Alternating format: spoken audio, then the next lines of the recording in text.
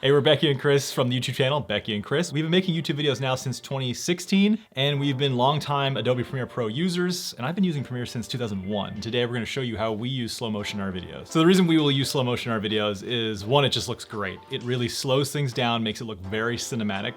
And on that note, you can also use slow motion to better match the pacing of the music you've chosen. Now, Becki's gonna show you how she creates slow motion using high frame rate video. I also have a little trick if you haven't shot any high frame rate video, how to turn your regular motion video into slow motion in Premiere. Ooh, a little tip, little trick. Little trick, let's do it. So shooting high frame rate or anything higher than 60 frames per second will allow you to take your footage and slow it down in post. So typically Chris and I shoot our videos at 23.976 frames per second. And then if we wanna shoot slow motion, we'll usually shoot 60 frames per second or 120 frames per second and then slow that down in post. In order to get this right in camera, you wanna set your frame rate and then set an appropriate shutter speed so that your motion blur looks correct for the end results that you're looking for. So we're gonna import our clips into Premiere Pro by double clicking in the bin. Then we're gonna select the clips we wanna use and hit import. So we can see here in the bin what clips were shot at 23.976 frames per second or 24p. And we can see the clips that are 59.94 frames per second or 60p. The first thing I like to do once I get those clips imported into Premiere Pro is I will select my high frame rate footage, and then I will color label those so I can quickly reference what clips in the timeline are slow motion and what clips in the timeline are regular motion. So I'm just gonna go ahead and select all of these 60 frames per second clips by clicking on the first clip and then holding shift and clicking on the last clip.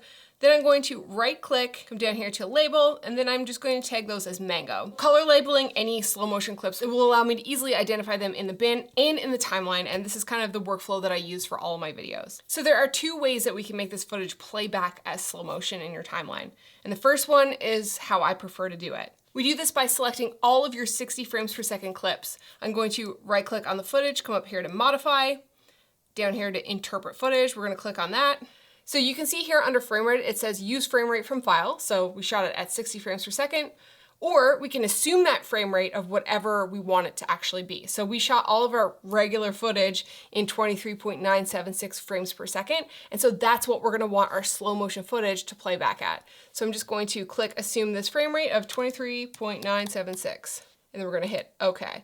So now you can see under frame rate here that everything that was labeled mango, which was our 60p clips, now read as 23.976 frames per second, and all of our blue clips, which is our normal motion clips, is reading at the same frame rates. Now these mango tagged clips should play back at slow motion. So we can just double click on this, play this back in the source window, and we've got slow motion footage. So we're gonna select the part of the clip we want by setting our in points and out points. So that's I on your keyboard to set an in point, O on your keyboard to set an out point, and then you're gonna hit comma to send that clip down into the timeline, or you could just drag it from the source window into the timeline. The second way we can slow down footage is by taking that 60 frames per second clip and then adding that to your 23.976 frames per second timeline. We're gonna select our clip down here. We'll right click on the mouse. We're gonna come up here to speed duration, and then we can come up here and change the speed of your clip to whatever you want it to be. So let's say we'll go 50%, and then we can play that back.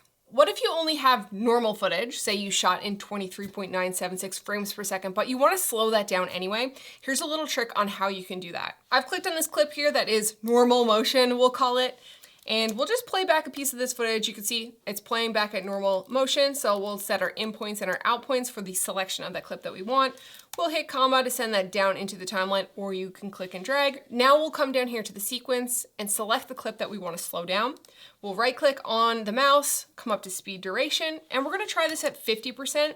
And the key here is to select optical flow under time interpolation. And this is gonna add extra frames to your footage to make it look like more of a legit slow motion clip. So let's play that back. And now we have fake slow motion. We can keep adjusting that until we like how it looks. Doing it this way is a bit more taxing on your computer. So it's not gonna give you the best results, but it definitely is a way to slow down your footage in a pinch, or if you're making kind of a funny edit and you wanna enhance something. However, if you're shooting for a client or say for your own YouTube channel, I would highly recommend getting it right in camera first and shooting that high frame rate footage if you can, making sure you set an appropriate shutter speed, and then interpreting that footage as I showed at the beginning of this video for optimal results. Do you have a favorite way that we use slow motion in our videos? videos? You mean like shooting 60 frames per second and conforming to 24? Yeah, that's your favorite thing? That's my favorite thing, yeah. Is the I just love how transformation? creamy it is. That's it for us, guys. Thank you so much for watching. If you have any questions, leave them in the comments below, and we'll see you on the next one.